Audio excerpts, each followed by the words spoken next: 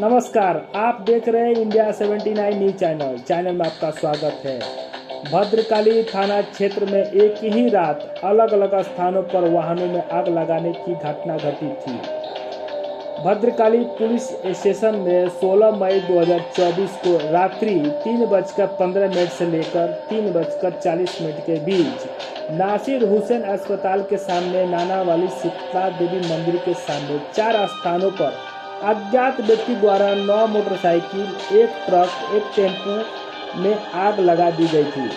देवी मंदिर के अलावा जहांगीरी कब्रिस्तान के पास एक घर में जली हुई बोतल फेंककर आग लगाने की कोशिश की गई। जैसा कि प्रतीत होता है, उक्त अपराध भद्रकाली पुलिस स्टेशन सीमा के भीतर कानून व्यवस्था बिगाड़ने के लिए किया गया था। श्री संदीप कणिक पुलिस आयुक्त नासिक शहर, श्री किरण कुमार चौहान उपायुक्त पुलिस के निर्देश पर जाल बिछाकर उन अपराधियों को शनि सिग्नापुर से हिरासत में ले लिया गया। श्री पुलिस उपायुक्त किरण कुमार चौहान ने क्या कहा, आप सुनो। भद्रकाली पोलीस स्टेशनच्या हद्दीमध्ये 16 मेच्या रात्री मध्यरात्री काही मोटरसायकल, एक टेम्पो आणि एका घरावर पेट्रोल टाकून जाळण्याचा प्रयत्न झाल्याची घटना घडली होती।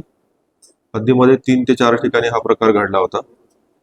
तेव्हापासून प्रकरण संवेदनशील असल्यामुळे या प्रकरणाच्या तपासासाठी विशेष पथक भद्रकाली पोलीस ठाण्यामार्फत नेमण्यात आलं होतं। त्या पथकाने आतापर्यंत अहोरात्र मेहनत करून टेक्निकल तपास करून तसेच सर्व सीसीटीव्ही फुटेज, तांत्रिक माहिती तसेच बातमीदार यांच्याकडून माहिती घेऊन आज सकाळी या गुन्ह्यामध्ये सहभागी असलेले 5ही आरोपी यांना अटक करण्यात यश मिळवलेलं आहे आणि या 5ही आरोपींनी या गुन्ह्याची कबुली दिलेली आहे आणि त्यांना यात अटक करण्यात आलेली असून पुढील तपास चालू आहे।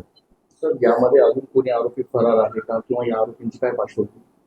यातील जे आरोपी आहेत हे सर्व नाशिक परिसरातच वास्तव्यास असणारे आहेत आणि या 5ही आरोपींवर पूर्वीचे गुन्हे दाखल आहेत आणि त्यांचा पूर्वीची गुन्हेगारीची पार्श्वभूमी आहे। आरोपींचा आणखी कोणी साथीदार आहे काय किंवा त्यांनी कृत्य का केलं याच्याविषयी पुढील तपासामध्ये या बाबी निष्पन्न होतील। सर, निवडणुकीच्या 3-4 दिवस आधी त्याची घटना झाली होती, नेमकं त्यांचा हेतू काय होता? प्राथमिक दृष्ट्या यामध्ये त्यांचा हेतू परिसरामध्ये दहशत माजवणे असा दिसतो।